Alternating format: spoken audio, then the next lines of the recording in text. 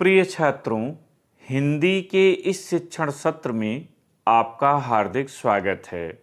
आज हम काव्य खंड के अंतर्गत कवि सुमित्रानंदन पंत जी द्वारा रचित नौका विहार शीर्षक कविता के चौथे भाग का अध्ययन करेंगे।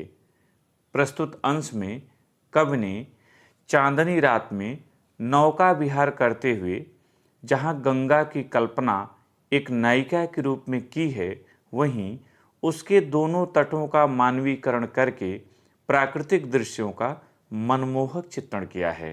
छंद देखें। जब पहुंची चपला बीच धार, छिप गया चांदनी का कगार, दो बाहों से दूरस्थ तीर, धारा का कृश कोमल शरीर, आलिंगन करने को अधीर। अति दूर क्षितिज पर बिटपमाल, लगती भ्रू रेखा सी अराल, अपलक नभ नील नयन विशाल। माँ के उर पर शिशुषा समीप, सोया धारा में एक दीप, उर्मिल प्रवाह को कर प्रतीप।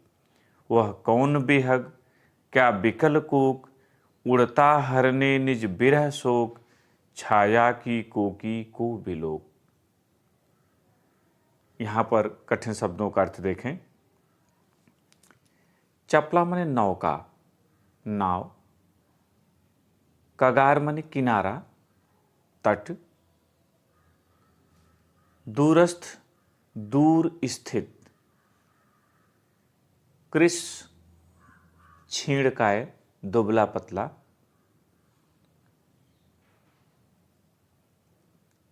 आलिंगन, गले मिलना। अधीर, व्याकुल। क्षितिज, वह स्थान जहाँ धरती और आकाश मिलते से प्रतीत होते हैं। व्यवहार में आकाश।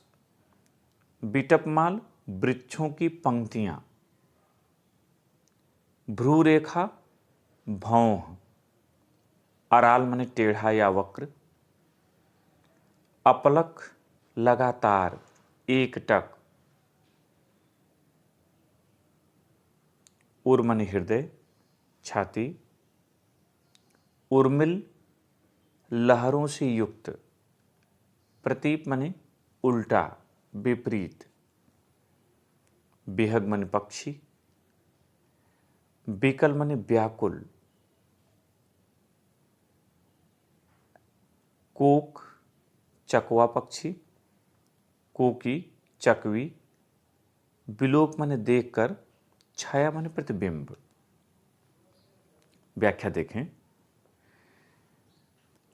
कवि पंत जी कहते हैं कि जब हमारी नौका गंगा के जलधारा के मध्य में पहुंची तो चांदनी में चमकते हुए रेतीले किनारे ओझल हो गए।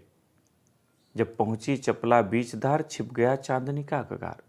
कवि कहता है कि जब हम नौका विहार के समय गंगा की जलधारा के मध्य में पहुंचे तो चंद्रमा की चांदनी में चमकते हुए रेतीले किनारे ओझल हो गए। अब वो स्पष्ट दिखाई नहीं देते। दो बाहों से दूरस्थ तीर, धारा का कृश कोमल शरीर, आलिंगन करने को अधीर। कवि कहता है कि वे दोनों किनारे जो नेत्रों से ओझल हो गए थे, अस्पष्ट दिखाई नहीं दे रहे थे, ऐसे प्रतीत हो रहे थे जैसे वे व्याकुल होकर गंगा की धारा रूपी नायिका के पतले कोमल शरीर का आलिंगन करना चाहते हों। इसके लिए उन्होंने अपनी दोनों तट रूपी दोनों बाहें फैला रखी हैं। अति दूर क्षितिज पर बिटपमाल, लगती भ्रू रेखा सी अराल, अपलक नभ नील नयन विशाल।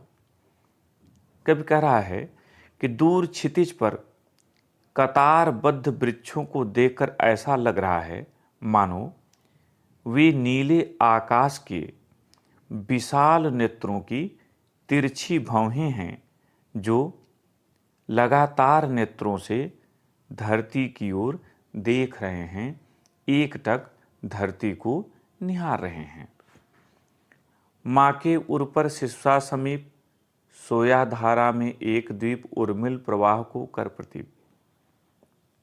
कभी आगे कहता है कि वहाँ जल की धारा में एक द्वीप दिखाई दे रहा है, वह लहरों के प्रवाह को रोककर उलट देता है, उन्हें विपरीत दिशा में मोड़ देता है। गंगा की धारा में स्थित उस द्वीप को देखकर ऐसा प्रतीत होता है जैसे कोई छोटा सा बालक अपनी माता की छाती से लगकर सो रहा हो। वह कौन बिहक? कभी गंगा नदी के ऊपर एक उड़ते हुए पक्षी को देखकर प्रश्न करता है, मन ही मन सोचने लगता है कि वह उड़ने वाला पक्षी कौन है? क्या बिकल को? कहीं यह चकवा पक्षी तो नहीं है जो चकवी से बिछड़ने के कारण व्याकुल हो गया है?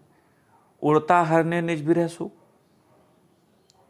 कभी यह मान लेता है कि लगता है कि अपने बिरह रूपी शोक को दूर करने के लिए यह उड़ रहा है छाया की कोकी को बिलो, और अपनी ही छाया को, अपनी ही प्रतिबिंब को चकवी मानकर उससे मिलने की इच्छा में आकाश मार्ग से उड़ा चला जा रहा है। इस पर आधारित काव्य का सौंदर्य। प्रस्तुत काव्य पंक्तियों में कवि ने अपनी सूक्ष्म कल्पनाओं द्वारा गंगा के सौंदर्य का मनोहर चित्रण किया है। इसमें रस श्रृंगार है, छंद स्वच्छंद है, अनुप्रास, उपमा, रूपक, भ्रांतिमान और मानवीकरण यहाँ अलंकार हैं। संस्कृत निष्ठ खड़ी बोली इसकी भाषा है, शैली चित्रात्मक है, गुण माधुर्य और शब्द शक्ति लक्षणा। पद्यांश पर आधारित प्रश्न देखें। पहला, प्रस्तुत पद्यांश का शीर्षक तथा कवि का नाम लिखिए। उत्तर, प्रस्तुत पद्यांश का शीर्षक नौका विहार तथा कवि का नाम सुमित्रानंदन पंत है। दूसरा, रेखांकित अंश की व्याख्या कीजिए और यहाँ रेखांकित अंश है, वह कौन बिहक क्या बिकल कूक, उड़ता हरने निज बिरह शोक, छाया की कोकी को बिलो। उत्तर, कवि पंत जी गंगा नदी के ऊपर एक पक्षी को उड़ते हुए देखकर सोचने लगते हैं कि वह पक्षी कौन है?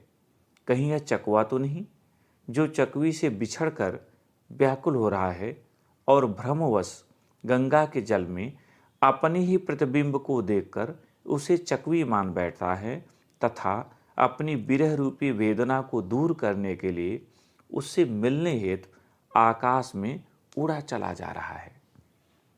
तीसरा प्रश्न, दूर क्षितिज पर कतारबद्ध वृक्षों को देखकर कवि को कैसा प्रतीत हुआ?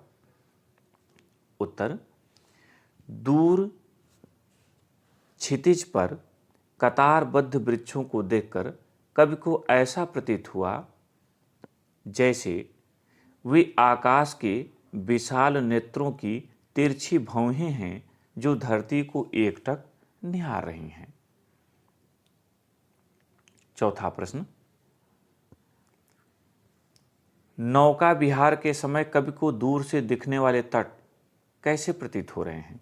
उत्तर, नौका विहार के समय जब कवि की नौका गंगा के मध्य धार में पहुंची तब चंद्रमा की चांदनी में चमकते रेतीले किनारे ओझल हो गए।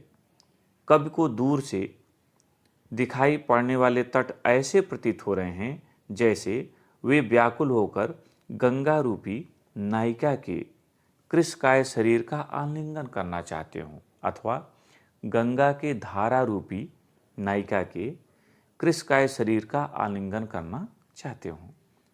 पांचवा और अंतिम प्रश्न, गंगा की धारा के बीच स्थित द्वीप कैसा दिखलाई पड़ता है?